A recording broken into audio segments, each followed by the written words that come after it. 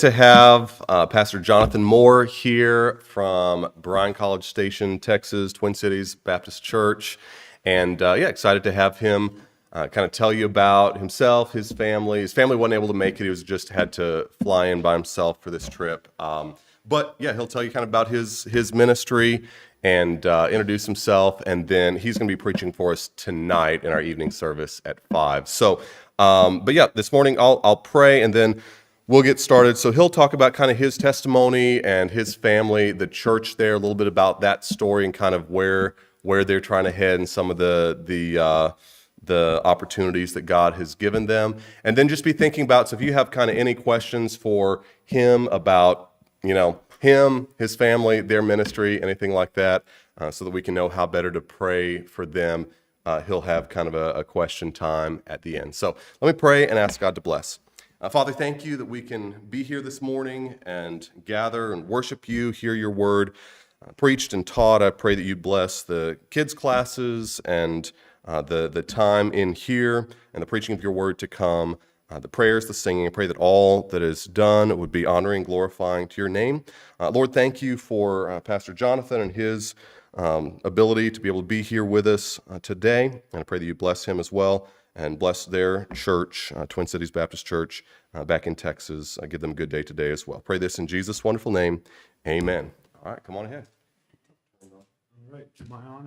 Am I on? Am I good to go? Well, good morning. It is good to be here, and I wish my whole family could have been here and to be a part of this, but it didn't work out for this time. But hope, Lord willing, next time. So, but it is good to be here, and me and Daniel go way back. If you have ever heard any of our singing, I'm probably the no name on the group. There was Daniel singing the bass really low, and then a friend of ours, Stephen Jones, just singing the lead, and that's what everybody focused on. But I was that other unnamed person. We had a great time and enjoyed that time together, and have developed a friendship. And really, honestly, sometimes you think that you're going to be really close. I remember when I graduated, I was like, oh, we're going to be really close, and with different people, and just ministry and life just kind of goes on. But really, over the last probably 3 or 4 years, we've really reconnected and just gotten close, and I've appreciated this friendship. And don't take for granted. I always like to say that, don't take for granted, and I'm not saying you do, but I always like to encourage the pastor that God's given you. And I know his heart and his love for this city and this church specifically, and I'm just so thankful for him and all his labor of love here in the Oro Valley area. And so, but it is good to be here. And my name is Jonathan Moore. My wife, her name is Edith.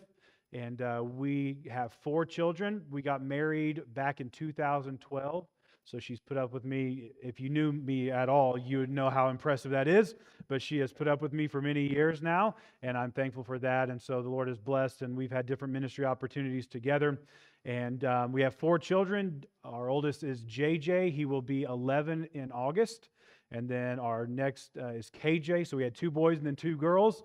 Our second oldest, KJ, he just turned 9 in April. And then Bella, she turned in April. She turned 7. And then our youngest is Jessa, and she'll turn 6 in October. So yes, if you're wondering, yes, at one point we had 4 kids, 5 and under. And so that was incredibly busy time, and probably more so for my wife than for me in that sense. But I did try to help. I tried to be available and all those things. I joke and say my wife, she sleeps much deeper than I do, so there would be many times the baby cry, and I'd take the baby to her and be like, "It's crying," and she'd be like, "Oh, okay," But I wish I could sleep like that. It'd be wonderful. Enough of that rabbit trail. But anyways, we've had a wonderful time serving the Lord together. I have had about 10 years of my life where I was able to youth pastor. And the honest truth is, I thought I was going to do that my whole life. There are people that, they want to youth pastor, but they know the end goal is to pastor. But me and my wife both had a very big burden for working with teenagers and helping them grow in the Lord and become, help them to be what God wanted them to be. And so I genuinely thought that that's what I was going to do my whole life. And I was very content with that. I loved it. And but in 2023, It was just the beginning of 2023. The Lord began to work on my heart about mission, about becoming a church, pastoring a church, not necessarily a church planter, but I was willing to do that. But I'd also seen many people, as they surrendered to ministry or whatever it might be, a lot of times they would flake out and they would just quit. So I can genuinely say I wasn't running from the call. I was just, Lord, is this genuine? I want to know this is you calling me to go pastor somewhere. I want to know this is your calling on my, this is your desire for me. This is what you are wanting me to do. And so over the next few months, I began to pray about it. And then we went to youth camp and just had a great time at youth camp. And one of the girls that was in our teen group, she played basketball, and she had an opportunity to go and to play at the collegiate level. And so she was praying, is this what you want me to do, or is this not what you want me to do? And so she was talking to me and my wife about it, and it's always fun to give this advice. It's not always easy to receive it, but she was asking, and I just told her, look, I can't tell you whether you're supposed to or whether you're not supposed to. The Lord will give you peace about what He wants you to do. And that's a great answer, isn't it? I don't know if y'all are awake at 9:30, but right now it's 11:30 for me, so that might be why I'm a little bit more hyper than everybody else. Not, I just told him, I was like, look, if you just have to pray about it, and the Lord will give you peace. So that was on a Tuesday. On Friday of that week, the preacher Michael Jones was preaching the camp, and I had an opportunity to speak with him, and I said, hey, I feel the Lord kind of impressing upon my heart to go pastor, but I'm not for sure what He wants me to do. And can you imagine the advice he gave me? It might have been very similar to what I'd said on Tuesday. He said, look, all I know, I can't tell you exactly, but all I can tell you is that the Lord will give you peace about what He wants you to do. I said, come on, Brother Jones. I wanted something more deep than that to help me out, but he just said, no, it was something that it was a desire that was in my heart, and the Lord made it clear that that's what He wanted me to do. And so I used to make this joke. I'm not just trying to, but the reason I did it was because I'm trying to keep up with my kids, but I used to make this joke when I was about 40 pounds heavier. I'd say, I don't look like it, but I took 3 days and I didn't tell anybody about it, but I took 3 days and I fasted and I prayed and I was like, Lord, I really want to know that this is what you want me to do. And after that, it was during VBS, I just began to pray and ask the Lord, and the Lord made it clear in July 8th of 2023 that He wanted me to go pastor. And so I said, okay, Lord, I'm going to do this, and I'm just going to trust you. And let me just say, it's probably been the biggest growth in my faith is simply learning to trust the Lord. How many of you struggle sometimes with just trusting the Lord? I always say I'm a pretty transparent guy. Sometimes the people in our church can't believe that I'd say what I say, but I'm on my walk of faith just like everyone else is, and I have my own struggles just like everyone else does. And that was one area, especially even over the last year and a half, and me and your pastor have talked about it. I'm still obviously growing in my faith and my trust of the Lord to trust what He wants me to do. But from that point on, it's been very much taking one step at a time and trusting the Lord with what the next step would be.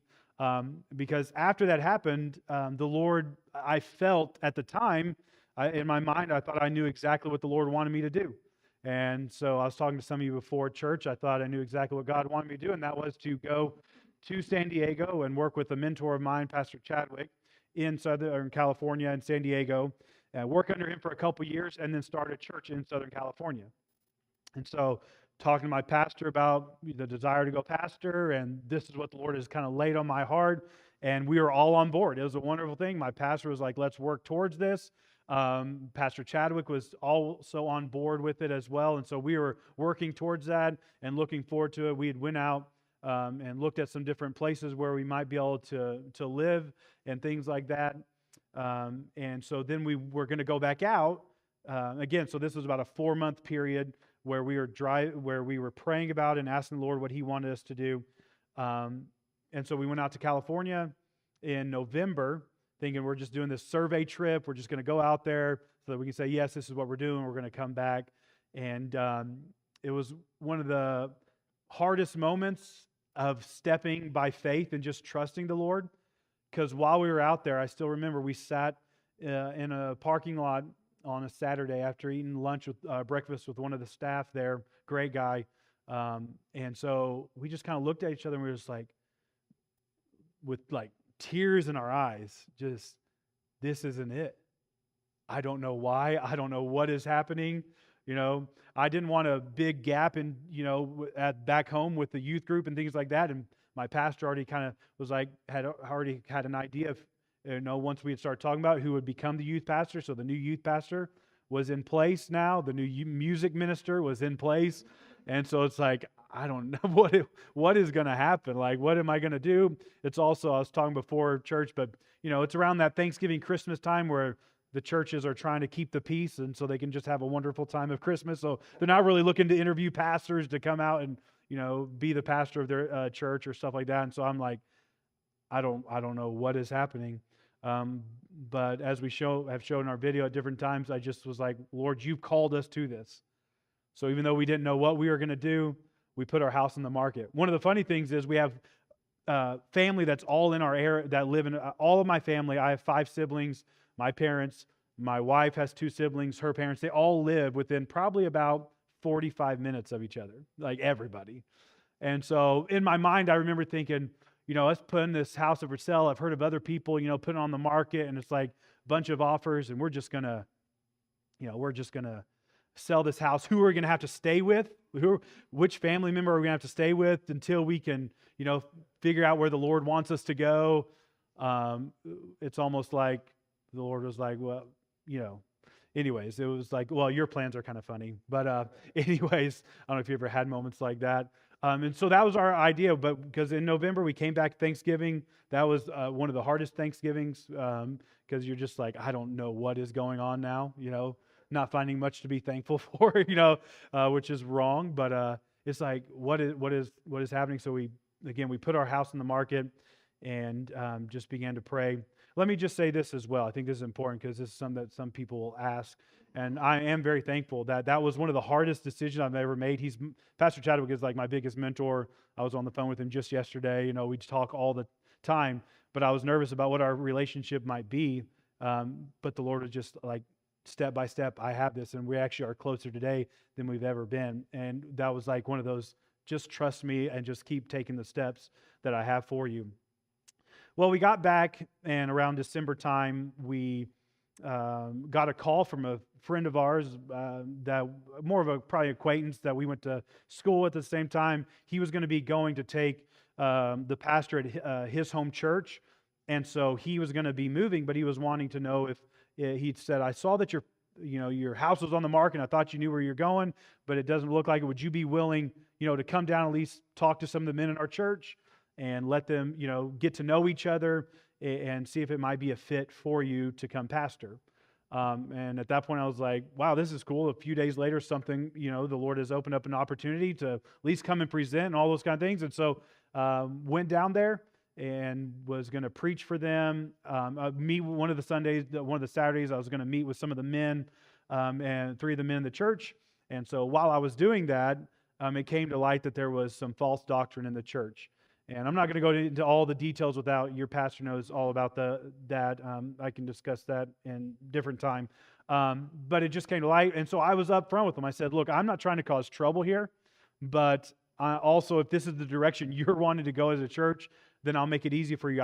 I'm out, right? I just won't candidate. Well, I had some men in the church that said, no, we want a good church that we can be a part of, that we can attend and be a part of. And so through that, it was quite a process of them voting, because I said, okay, well, if this is the case, there was other things like the way the church was established wasn't very clear and things along those lines.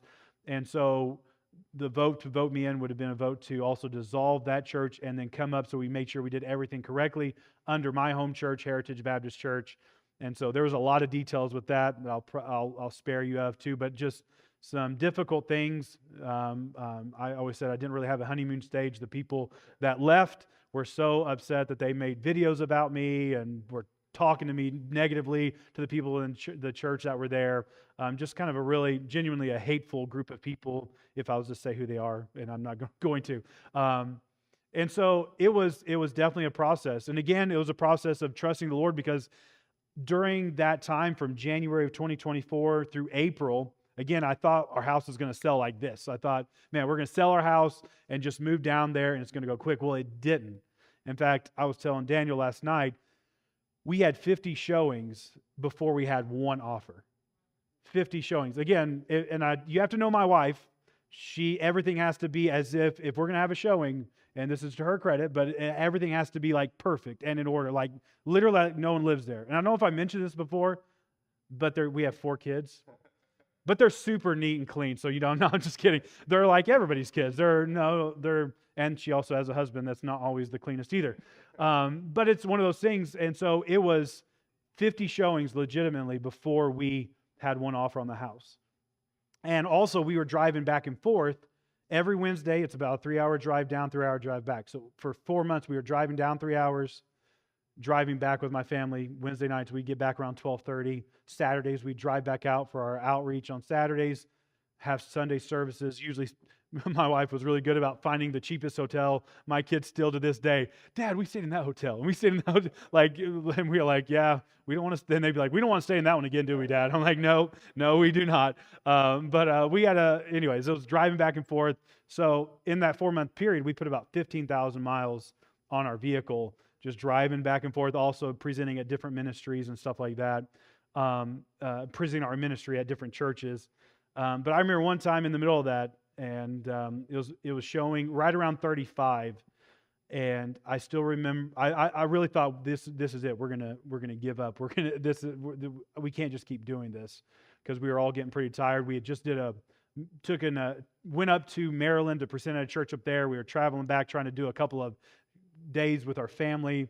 Some of the kids got sick. My wife ended up getting the flu. She's feeling like horrible as we're trying to travel back. I mean, and this was just a few days before this next story that I was going to tell you.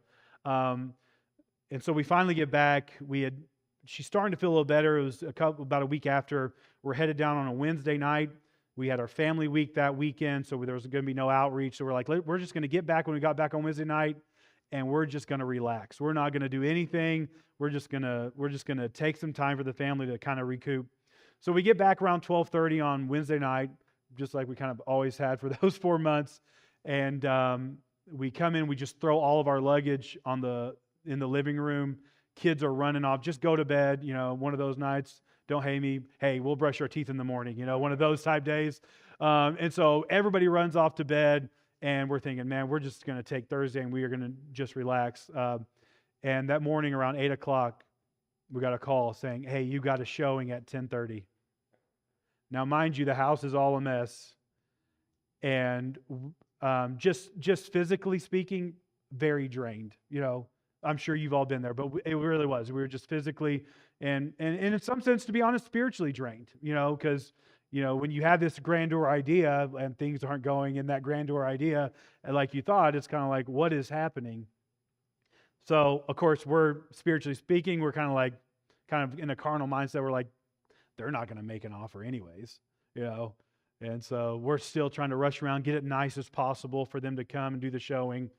But I'm excited to tell you, they didn't put an offer in. So it was there was no fun ending to that short story. I already told you that there was 50 showings, right? So with that, we just were like, what is going on? That was one of the big conversations that we had, Pastor Chadwick. That was one of the biggest learning experiences for me about prayer. Me and Daniel were talking about it yesterday, that prayer is us aligning our will with God's. God is not like some people try to preach these. He's not some genie in a bottle that's just going to, whatever you want me to do. No, it's us, thy will be done, right? And so it's through that, it really transformed a lot of my prayer life in a very wonderful way. And again, I tell people, yes, I'm a slow learner. Hopefully you can learn a little faster than me, but I am a slow learner. But just to trust the Lord. And but it was not long after that, in April, about a month later, that we did sell the house and were able to move down there. We've had we've had 5 people that have gotten baptized. 6 people that have gotten baptized over the last year and a half. We had a high day of our I Love My Church Sunday of this past year in February of 53. in our services. We've had the opportunity to invest. I'm currently discipling 2 men. We've seen about 10 to 12 of the people in our church actually complete an entire discipleship course. I always tell people I may not be the biggest church because of my style of ministry, because I believe in one-on-one. I love going.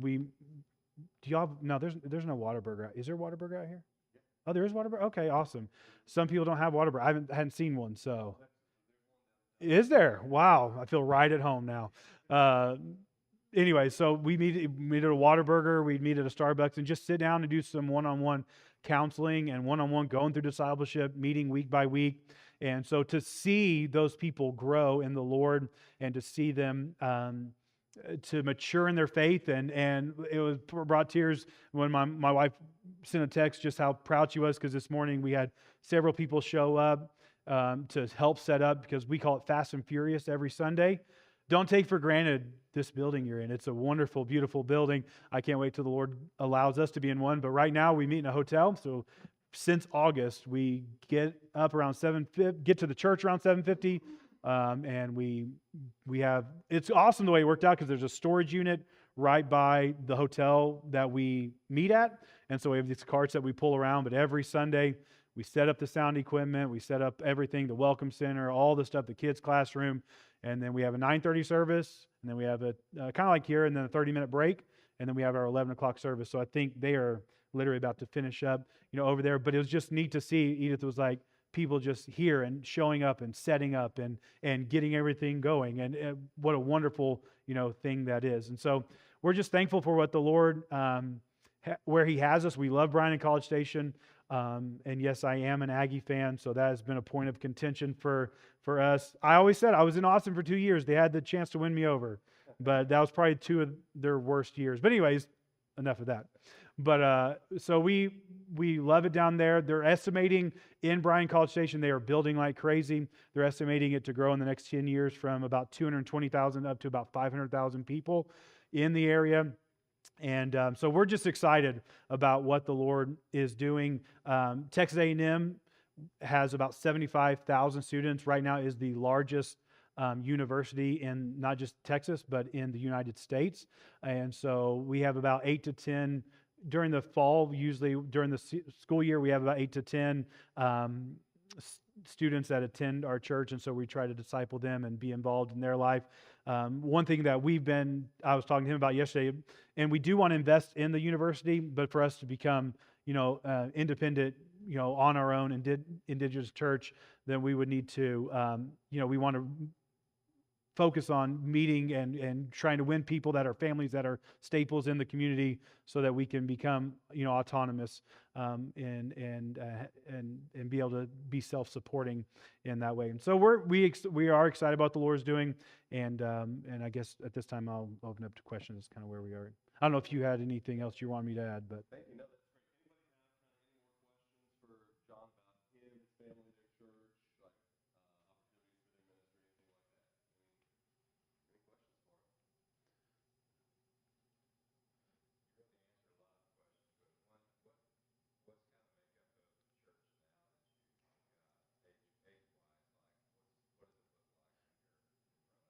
That's really the biggest blessing that I have found, that was an encouragement to our family when we went down there, because sometimes it can be either one extreme or the other as far as the age range. But when we first went there, and again, let me say this, and I didn't say it, but I'll kind of key into that. Whenever I went down there, we went from, and that's why we call it a church plant, because we went from they didn't have any records of a lot of records, so to speak, of people that were attending, but they had about 30 that were attending. And when the people that, the truth is, half of the church was of this type of a group. And so when they left and the dust settled, we had about 11 people in the church, and 6 of them were my family. So, and there were others that were nervous. And to be honest, that were nervous about who I was. And so a couple of them they came back a little bit quicker, but it was kind of like, what is going on? And they were, obviously new transition, all that kind of stuff. Who is this guy? And like, what is he doing, so to speak? And so several of them, we had 3 or 4 people that came back pretty quickly and actually joined. They were kind of just a little unsure as far as that went. But we were excited when we went there is that we have some, senior saints in the church. When we got there, we have some middle-aged, like we have one family that they have a teenager, and then one of the big saving graces, they have a son that was 9 years old, which was even a small church, that was exactly the age of my two boys. So it was like, oh, they have someone to throw a ball with, and so they're always playing and stuff like that. So that was encouraging. Then we have another family that they have 4 little children, and then other people that are attending. So it's got a good degree. And then we obviously have around 12, 8 to 12, depending on the Sunday, as everyone knows, that are from the college. So it's got a good range in age. So that was really a big blessing in that way. So if college students come in, it's not just senior saints, but it's also not just people with really young kids and all that kind of stuff too. Because I say we have a family, they just had a baby. I don't want to say it wrong, so I'll just say Theo. Yeah, I'll just say Theo. But his name is Theo. That just was born, and so I said, we're going to grow the church one way or the other, right? So, but anyway, so yeah, so that was a huge blessing when we moved down there.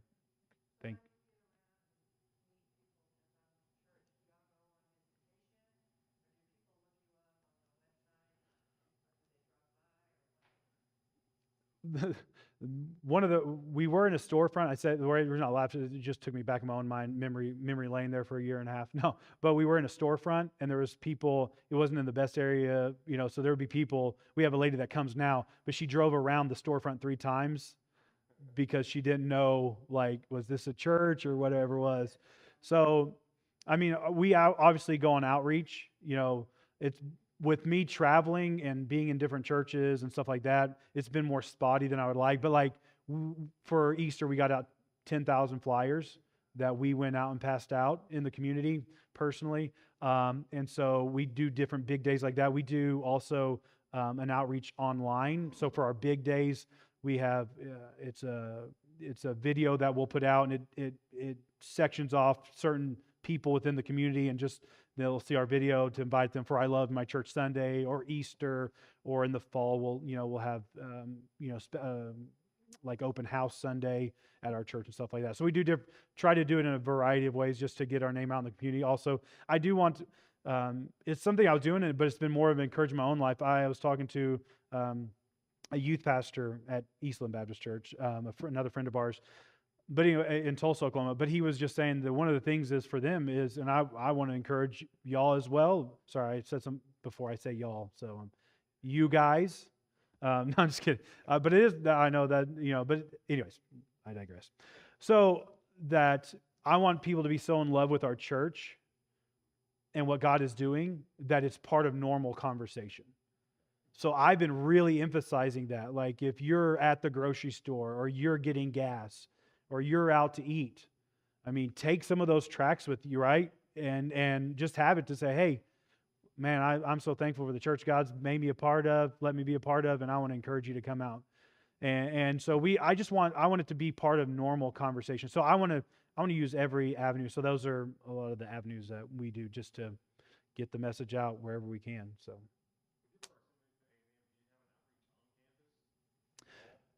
So there are different, those are, you can go on campus and pass out flyers and things like that, tracts. Now they have different orgs that are on campus, but to be able to do that, you have to go through a certain system of getting things approved. And the truth, if I'm being honest with that is going to be a process. And right now, I'm traveling to different churches and all that kind of stuff. It's a little bit harder in that sense because most people want you to come out. So I was glad when he said I could come out in the summer. But normally, a lot of times we're in a bunch of churches in the spring and in the fall. That's kind of those times when a lot of people do missions conferences. But it is a little bit of a process to getting on there. Now, I can go on campus, and we've done that a couple of times, and just pass out flyers. Now, you can do that. But like to set up a booth or whatever, they're definitely, and it's not like it's not like, oh, yeah, you get these few yeses and then you get on campus. It's not like that in a public university. But I do believe in the future we'll be able to. So.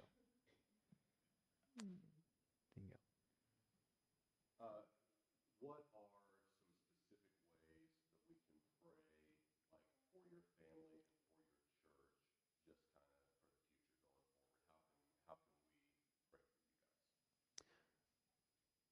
and it's not about the building, but I think one of the biggest prayer requests would be that the Lord would allow us to get into a more permanent situation. Because, I mean, think about your own self. I grew up in church, 9 months before I was born.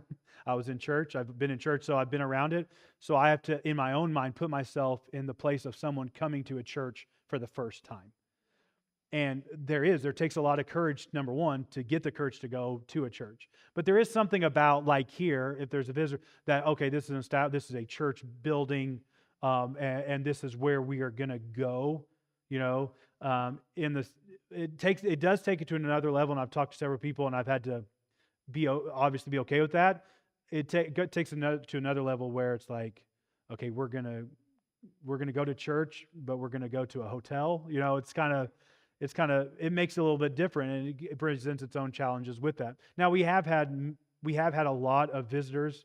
I'm working on getting better at my follow-up process. We have had, I want to say, probably 30 to 40 visitors since the beginning of this year, and so it's just a lot of that follow-up process with that. But so I say one of the biggest prayers is that we would be able to get into a fixed location. There is right next to the hotel where we meet, there's a Church of Christ building. They're building another location. They sold to a business that's right next to where this building is. I was showing Pastor yesterday. That would be amazing if we could maybe rent it from them, if they can give us a good deal where we have a permanent place over the next several years. So that's something we are really just praying about, that we'd have a fixed location that we could meet in. So that would be a big one. And then just seeing people, again, this coming Sunday is our Ministry Involvement Sunday, and we're just wanting to get more people because my wife, honestly, she is a godsend, and I'm so thankful for her. I genuinely could not do ministry without her. She is such a huge blessing. Our kids, every Sunday they have one's setting up the piano, someone's setting up the welcome table, someone else is setting up the place where the coffee. It takes all of us. And I think that was one of the things too for her was just to have a few months where she was just at home. And I think we can all especially probably the mothers in here can understand that, just where there's some stability in the sense of a normal routine for more than 2 weeks, And so just for that aspect as well, that the Lord would continue to give us the strength and the energy during those as we continue to plant a church. Because like I said, I did at first, I was thinking I would plant a church, but that wasn't until the Lord put that on my heart. It wasn't like something I really thought that necessarily we were going to do.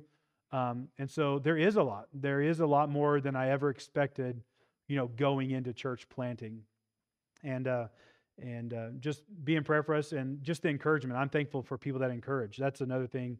I'm very thankful for your pastor and just his encouragement that he's been to us as well. But I think those are kind of probably the big one. And obviously for any church is the gospel conversations that you would have with people. Any other questions? Thank you so much. I'm looking forward again tonight at 5.